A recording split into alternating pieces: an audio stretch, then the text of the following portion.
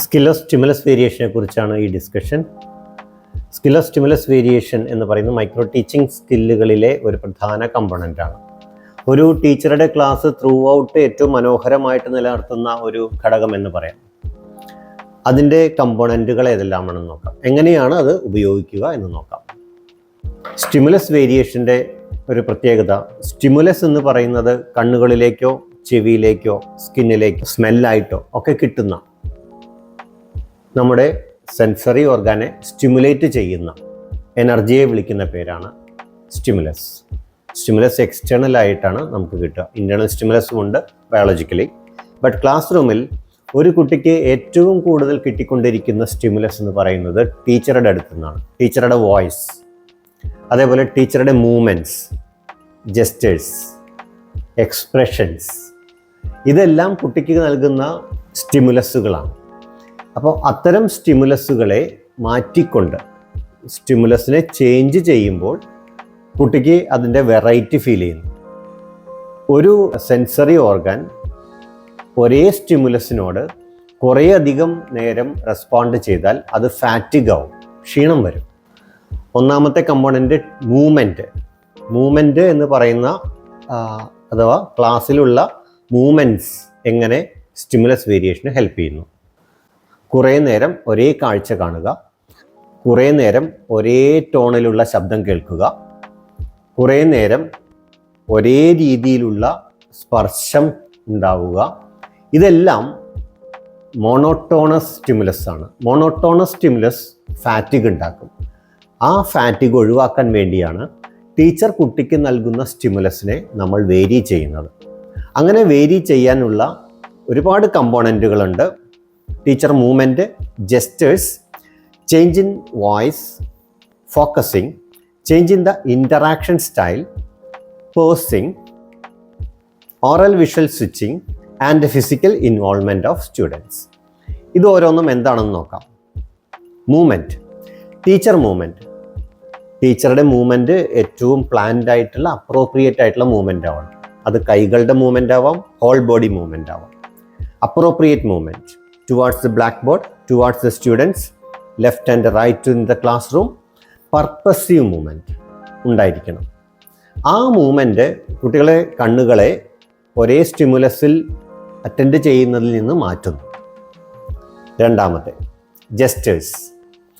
ഇത് തന്നെയാണ് ജെസ്റ്റേഴ്സ്. വളരെ ചെറിയ എന്ന് പറയാൻ വേണ്ടി നമ്മൾ കൈകൾ ഉപയോഗിച്ച് ചെയ്യുന്ന ഈ ജെസ്റ്റർ. 2, ഇവിടെ നോക്കൂ, ഇതാണ് ഏറ്റവും ഇമ്പോർട്ടൻ്റ് പോയിന്റ് എന്നൊക്കെ നമ്മൾ പറയാൻ വേണ്ടി ഈ ജെസ്റ്ററുകൾ ഉപയോഗിക്കും. ഫേഷ്യൽ ആയിട്ട് വരുന്ന ആ ഭാഗത്തെ നമ്മൾ ഫേഷ്യൽ എക്സ്പ്രഷൻ എന്ന് പറയുമ്പോൾ ജെസ്റ്റേഴ്സ് ഫിംഗറുകൾ കൊണ്ട്, കൈകൾ കൊണ്ട് ഉപയോഗപ്പെടുത്തി ചെയ്യുന്നതാണ്. Then change in voice. ഒരേ ടോണിൽ ഹൈ പിച്ചിൽ സംസാരിക്കുന്ന ടീച്ചേഴ്സ് ഉണ്ട്.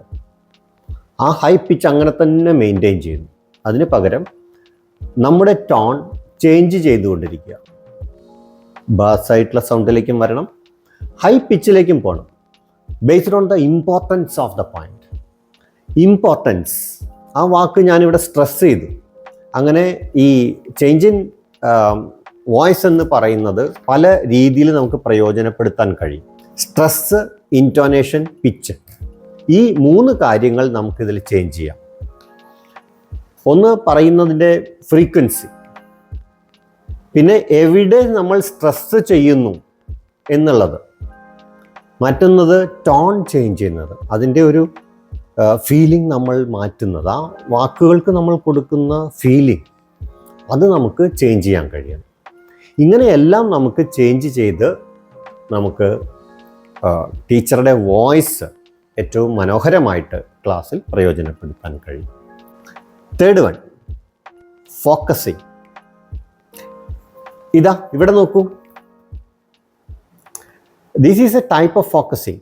I now use both verbal as well as non-verbal focusing. Or you can use, കുട്ടികളെ ഇനി പറയുന്ന കാര്യത്തിലേക്കൊന്ന് ശ്രദ്ധിക്കൂ. Please listen. These are focusing, verbal focusing. But you can also use your fingers or your pointers into the blackboard Please observe this point. In that way, you can use focusing. Then, fifth point, change in interaction style. Action between student and teacher.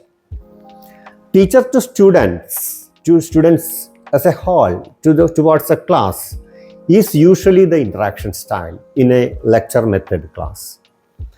But we know that lecture method is not a good method.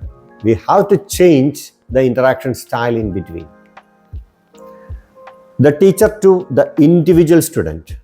The second style of interaction is the teacher to an individual student. For that purpose, teacher need a thorough planning. Teacher usually സംസാരിക്കുന്നതെല്ലാം ടീച്ചറിൽ നിന്ന് എല്ലാ കുട്ടികളോടുമാണ്. അത് മാറ്റിക്കൊണ്ട് teacher to an individual student. അതിനുവേണ്ടി ടീച്ചർ ചെയ്യേണ്ടത് ഇത്രയേ ഉള്ളൂ. ഒരു ചോദ്യം ചോദിക്കുന്നു, ഒന്ന് പോസ് ചെയ്യുന്നു.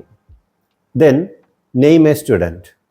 Aneesha, please answer my question. നമ്മൾ ചോദ്യം ചോദിച്ചതിന് ശേഷമാണ് ഒന്ന് പോസ് ചെയ്തതിനു ശേഷം കുട്ടികളെ, ഏതെങ്കിലും ഒരു പർട്ടിക്കുലർ കുട്ടിയെ വിളിക്കുന്നത്. അവിടെ ഇൻറ്ററാക്ഷൻ സ്റ്റൈൽ മാറി. Teacher to whole class and teacher to individual student. അനീഷയ്ക്ക് ആൻസർ പറയാൻ പറ്റില്ല. The third style, now arise the third style. നമ്മളിപ്പോൾ മറ്റൊരു കുട്ടിയോട്, Balu please help Anisha to answer the question. അപ്പോൾ നമ്മൾ ബാലുവിനെ വിളിക്കുന്നു. ബാലു ഇപ്പോൾ ആൻസർ ചെയ്യുന്നത് ടീച്ചറോടല്ല, Balu answer to Anisha. In that way, okay, in a group, ഒരു ഗ്രൂപ്പ് ചർച്ച നടക്കുകയാണ്. ഗ്രൂപ്പ് ചർച്ച നടക്കുമ്പോൾ ഈ ഇൻട്രാക്ഷൻ സ്റ്റൈൽ മാറി മാറി വരും.